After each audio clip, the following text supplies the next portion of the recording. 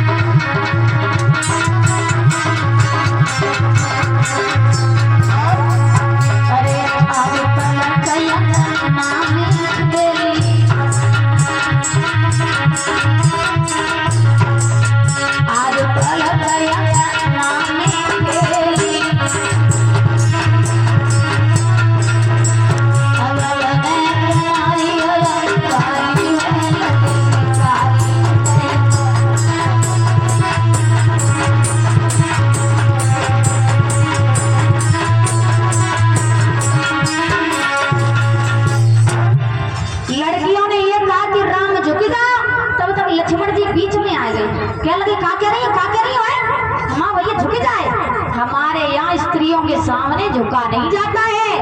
लड़कियां कह लगी हाथ में जाए सो हो। लक्ष्मण जी कह लगे सुनो हमारे जहाँ काका हो है झुकवे की बात कर रही हो। हंस कर लक्ष्मण बोले और एक मीठी बोली से मेरा भैया लंबो है मेरी बावल छोटी सी भैया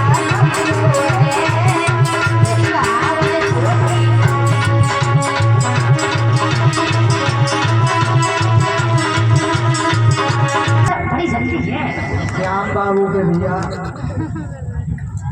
जिस समय राम के तो पैर पकड़े अब राम जी अंगूठा को इशारा कर रहे मोटू उठ जा। लेकिन लक्ष्मण जी कहने लगे जब तक भैया हमें कंधा पकड़ के नहीं उठे या मर के नहीं उठे। राम ने सोचने लगे मेरे यहाँ स्त्रियों के सामने नहीं झुका जाता है कि रघुकुल रीत सदा चली आई और प्राण जाए पर वचन न जाई।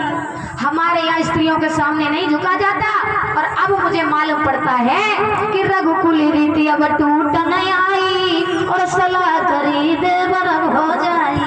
और इसी के बीच में देव सोलंकी भैया की तरफ से 101 रुपए दान आया है। भगवान से इच्छा कांक्षा करूंगा हे प्रभु इनके आश्रय धर्म दियो बाहर रखे बोल बंसीवाले की है।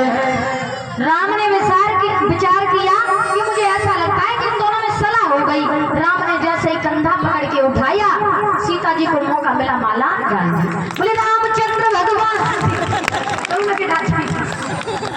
माला बोले सीता मैया की हाँ बैठ जाओ। पहले राम तो सीता की लगा और यज्ञपति के नाते